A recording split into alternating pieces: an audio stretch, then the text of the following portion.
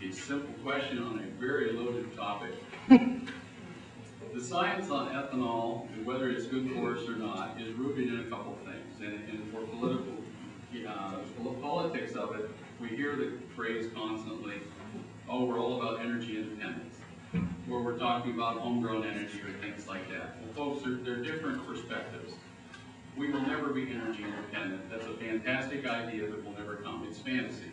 This is a global economy. China will never be soybean independent. They buy ours, for goodness sakes. We buy our information services from India. We do business all around the world. It happens. We buy oil from some places, we send it to others.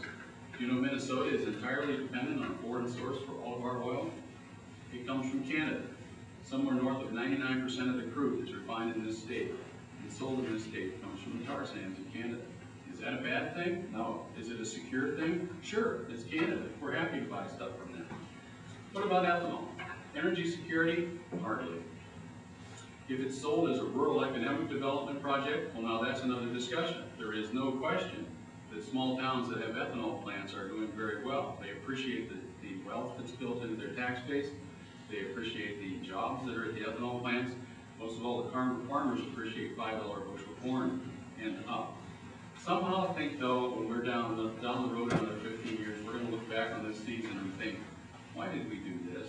Is it a stepping stone to the future? I don't know.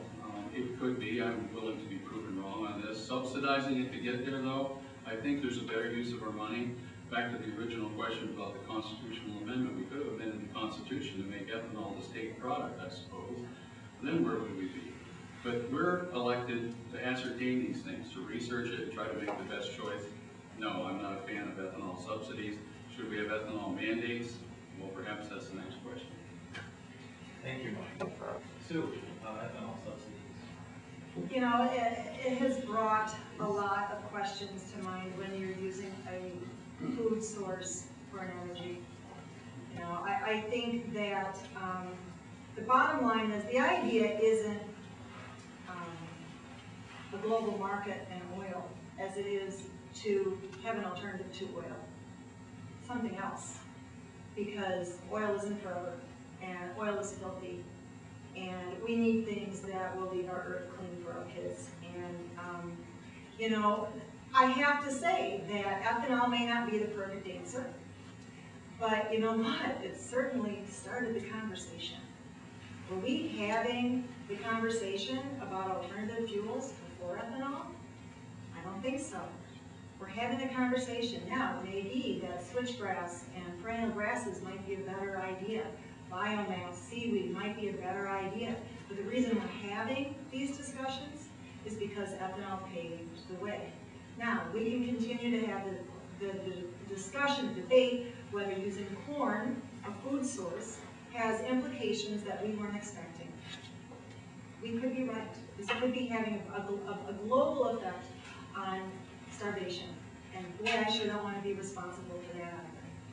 But I really believe that the subsidies that exist are what started the conversation that we need to have to find alternatives to what we're doing now. It's time to make a change. Thank you, Sue. Sue, final question for the night. What can or should be done to reduce healthcare costs? Can be done. Boy, isn't that a question? Do we have more than 2 minutes on this one?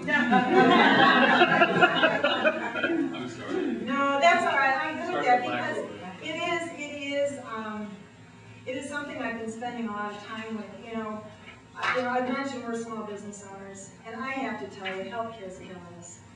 You know, trying to find healthcare for, you know, we have a few families.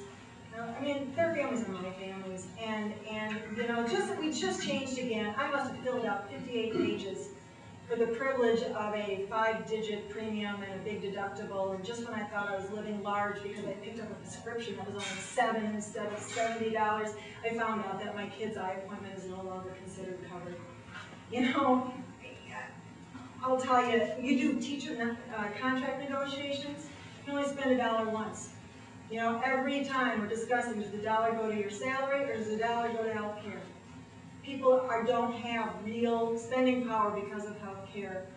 I have door knocked a lot of doors, and I have heard a lot of stories of donut holes, seniors going into donut holes, having to find drugs in Canada. That's the best we can do on the people whose shoulders we're standing on. I was embarrassed, mothers who recently divorced are deciding between their house and health care. It is a terrible, difficult situation. And I think there are a lot of answers, and I don't think we can take anything off the table. We have to have discussions. Everyone has to be at the table. Yes, the insurance companies. Yes, the doctors. Yes, the politicians. Yes, we all need to be there. We need to keep working. We need to think about administrative reform. We need to focus on prevention. Coverage has to be affordable, and it has to go out to people that don't have it. Because the bottom line is, this isn't about it's not so much a personal responsibility as a responsibility we have to everybody. Thank you, Sue. Mike, healthcare costs.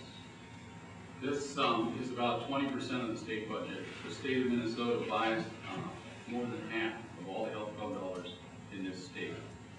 More than half of them are your dollars that are being spent in one fashion or another.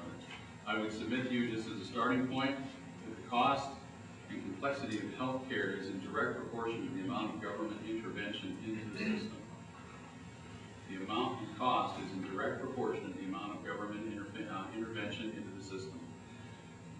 Let me give you a case in point.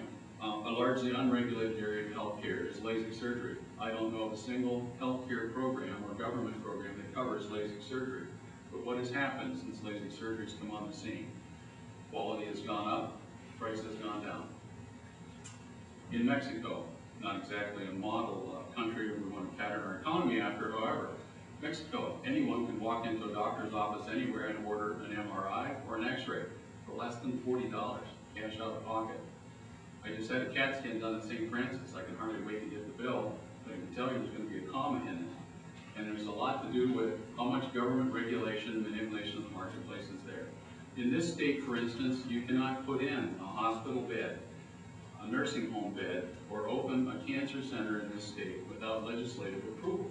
We have a moratorium, a cap, on what we can do to increase healthcare capacity in this state. Somehow in the command and control bunker mentality in St. Paul, somebody came up with the bright idea that restricting access would drive down prices. Restricting supply would drive down the prices. Where else in human existence does that happen? Nowhere. But that's what we've done to healthcare in this state, in this country. It is a long and complicated discussion. I'd be happy to ask my opponent if she'd like to take the next 20 minutes or so we have left just to talk about this issue. But financing it is actually, I believe, a personal obligation. Healthcare is not a privilege. It's not a right. It's a personal responsibility. And Lord, I think we've fallen into the trap that it's the government's responsibility, and look where that's gotten us.